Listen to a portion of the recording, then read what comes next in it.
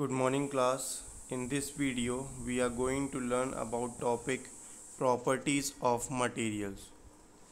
Students, as we know that the different objects are separated on the basis of their different properties such as appearance, solubility, hardness. Okay, so we are going to see the different properties of materials. So, have you ever wondered why a tumbler is not made with a piece of cloth? Recall our experiments with pieces of cloth in chapter 3 and also keep in mind that we generally use a tumbler to keep a liquid. Therefore, would not be easy would it not be silly if we were to make a tumbler out of cloth? What we need for a tumbler is glass, plastics, metal, or other such material that will hold water. Similarly, it would not be wise to use paper-like materials for cooking vessels. We see then that we choose a material to make an object depending on its properties and the purpose for which the object is to be used. So what are all the properties of material that would be important for their usage? Some properties are discussed here. Okay, as I already told you that the objects are separated on the basis of their properties. Okay, अगर हम बच्चों बात करें tumbler की, मतलब tumbler मतलब जो होता है ग्लास होता है या फिर कोई वेज़ल जिसमें हम लोग पानी स्टोर कर सकते हैं. ठीक है, तो वो ज़्यादातर उन्हीं सब्सटेंसेस से बना होना चाहिए जो कि वाटर को होल्ड कर सकें. ठीक है, अगर हम लोग ग्लास का टम्बलर बनाएंगे या पेपर का टम्बलर बनाएंगे तो पानी उसमें से निकल जाएगा, है ना. तो इसकी वजह से ऐसा मटेरियल चाहिए होता है जिससे वो वाटर को होल्ड कर सके. तो ऐसा मटेरियल क्या होता है? या तो वो मेटल होगा. ठीक है, अब मेटल में कॉपर, आयरन, एल्यूमिनियम कुछ भी आ सकता है. ठीक है, तो या तो वो मेटल होगा या फिर वो होगा प्लास्टिक. ठीक है, क्योंकि ये जो मटेरियल्स ऐसे हैं जो पानी को होल्ड करके रख सकते हैं और उनको बहने नहीं देंगे. ठीक है, so the first property on the basis of which the materials are separated is appearance. appearance मतलब दिखने पर.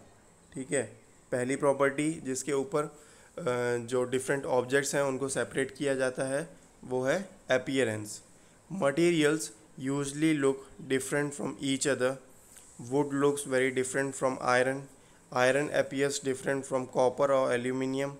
At the same time, there may be some similarities between iron, copper and aluminium that are not there in wood. So बच्चों हम लोग appearance के ऊपर भी objects को क्लासीफाई करते हैं, ऑब्जेक्ट्स को सॉर्ट आउट करते हैं. ठीक है, तो अपीयरेंस पे कैसे सॉर्ट कर लेंगे? जैसे अब बात करें किसी मेटल की. ठीक है, जैसे अभी हम लोग बात कर रहे थे ग्लास टम्बलर बनाने के लिए जो वाटर होल्ड कर सके, है ना. तो जैसे कि हम लोग कोई भी वाटर होल्डिंग ग्लास बनाते हैं या फिर कोई भी अदर वेसल बनाते हैं तो उसमें हम लोग कुछ भी मेटल का कुछ भी यूज़ कर सकते हैं. ठीक है, वहीं पे अगर हम लोग वुड की बात करें तो वुड एक अलग मटेरियल हो जाता है. ठीक है, उसकी प्रॉपर्टीज़ अलग हो जाती हैं. वुड को अगर हम लोग जलाएंगे तो वो जल जाएगा. ठीक है, मेटल इतनी जल्दी नहीं जलेगा, है ना. तो अलग अलग प्रॉपर्टीज़ हैं. जो मेटल है वो ज़्यादा जो है शाइनी है उसके कंपैरिजन में, वुड के कंपैरिजन में. ठीक है, उसका इसलिए उसको अपीयरेंस के बेसिस पे हम लोग बोल सकते हैं कि metal is shinier than wood. Okay, so these are some properties which separates metals from wood. Okay, और अब फिर हम लोग अगर मेटल को और अंदर क्लासीफाई करेंगे तो मेटल में आयरन भी आ जाता है, एल्यूमिनियम भी आ जाता है, कॉपर भी हो जाता है. ठीक है, तो इनको भी इनकी प्रॉपर्टीज़ के बेसिस पे सेपरेट किया जा सकता है. ठीक है, now we are going to see the activity 3. Collect small pieces of different materials, paper, cardboard, wood, copper wire, aluminium sheet, chalk. Do any of these appear shiny? Separate the shiny materials into a group. Now observe as the teacher cuts each material into two pieces and look at the freshly cut surface. What you notice? Does the freshly cut surface of some these material appear shiny? Include these objects also in the group of shiny materials. Do you notice such a shine or luster in the other materials? Cut them out anyway as you can. Repeat this in the class with as many materials as possible and make a list of those with and without luster. Instead of cutting, you can rub the surface of material with sandpaper to see if it has luster or not. Okay.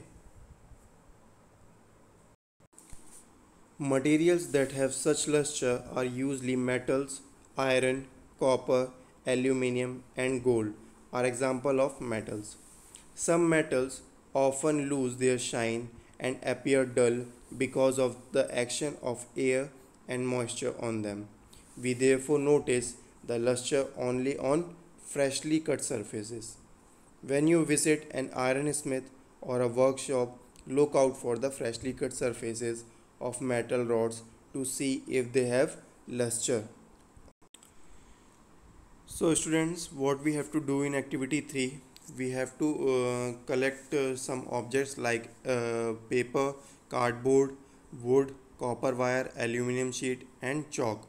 Okay, and then we have to make two columns. Okay, one is of the list of objects which have luster, and the other one will be objects which do not have luster. Okay, so first of all we are going to see the meaning of luster.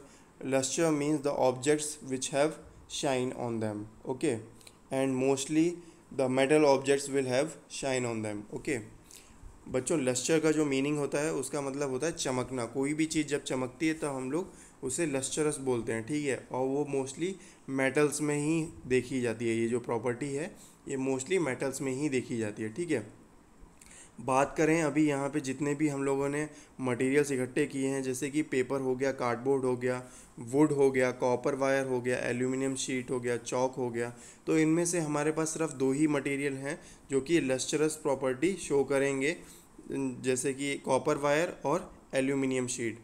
अब बच्चों जब भी हम लोग कोई भी fresh metal काटते हैं तो जो उसका कटा हुआ सरफेस होता है वो हमेशा शाइन करेगा. ठीक है, क्योंकि वो उसका फ्रेश सरफेस है. बाकी जो दूसरे जो सरफेस है, जैसे उसका जो आउटर लेयर है, जैसे कि बात करें फिगर नंबर 4.3 में, ठीक है, यहाँ पे ये वाला जो सरफेस है ये शाइन नहीं कर रहा है, ये नॉन लस्टरस दिखाई दे रहा है. क्यों दिखाई दे रहा है? क्योंकि एयर और मॉइस्चर की वजह से जो रिएक्शन इसके ऊपर हुए हैं वो इसकी लस्टरस प्रॉपर्टी खो देते हैं. उसकी वजह से ये अपना मेटल जो है लस्टरस प्रॉपर्टी खो देता है. बट जब हम लोग इसको बीच में से कट करते हैं तो जो उसका फ्रेशली कटेड सरफेस होता है, जैसे कि ये सरफेस जो आप देख पा रहे हैं, ये जो है ये लस्टरस प्रॉपर्टी शो करेगा. ठीक है, ये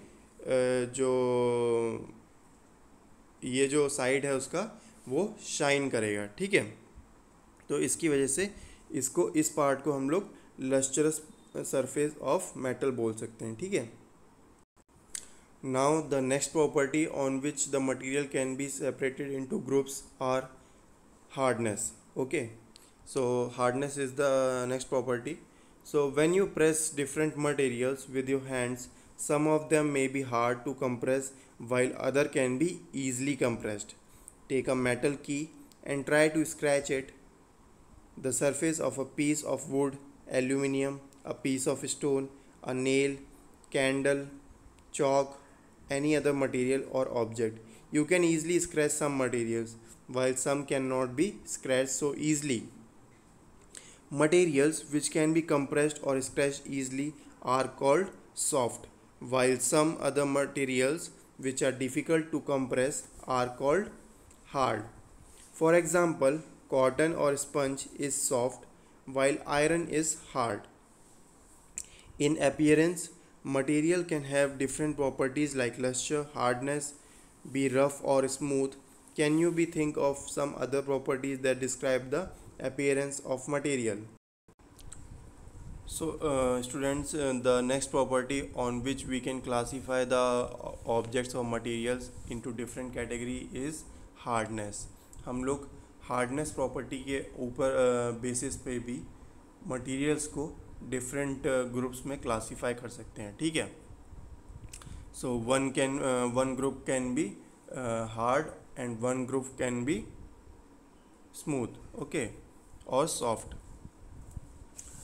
सो if we take a metal की, अगर हम लोग एक मेटल की लेते हैं और कई ऑब्जेक्ट्स हम लोगों को, कई मटेरियल, डिफरेंट मटेरियल के ऑब्जेक्ट्स हम लोगों को मिलते हैं और हमें बोला जाता है कि हमें उस मेटल की से उन सारे डिफरेंट ऑब्जेक्ट्स को स्क्रैच करना है, जिसकी जिससे उनके सरफेस के ऊपर स्क्रैच मार्क्स आएँ.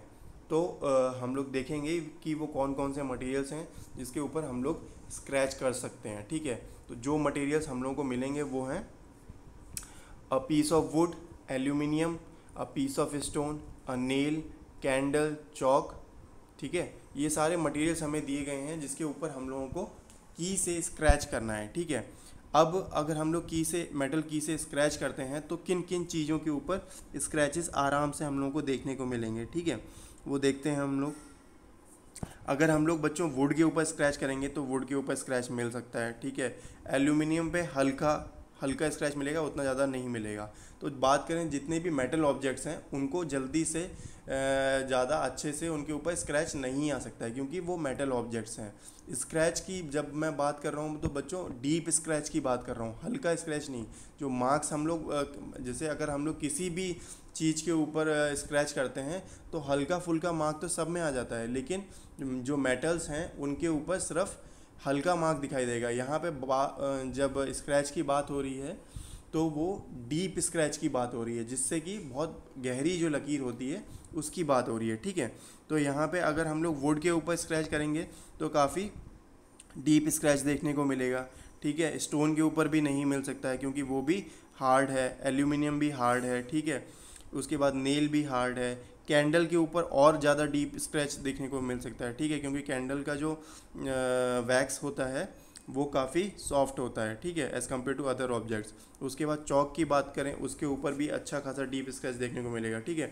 तो ये सारे जो मटेरियल्स हैं ये डिफरेंट प्रॉपर्टीज़ रखते हैं, डिफरेंट इनकी हार्डनेस प्रॉपर्टी है, ठीक है. कुछ ज़्यादा हार्ड हैं, कुछ कम हार्ड हैं, कुछ बहुत सॉफ्ट हैं, ठीक है. So you can not easily scratch on any materials like metals, okay, because their surface is very hard to be compressed, okay. उनका सरफेस इतना हार्ड होता है कि वो जल्दी से डिफॉर्म या कंप्रेस नहीं हो सकता है, ठीक है.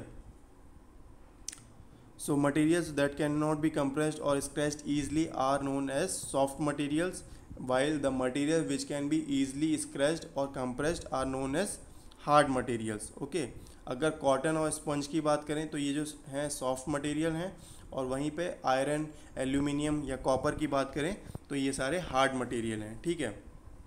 अभी तक हम लोगों ने दो प्रॉपर्टीज डिस्कस की हैं, जो कि है lustrous property of the material and second one is the hardness of rough और smoothness of material to classify the objects into different categories, okay.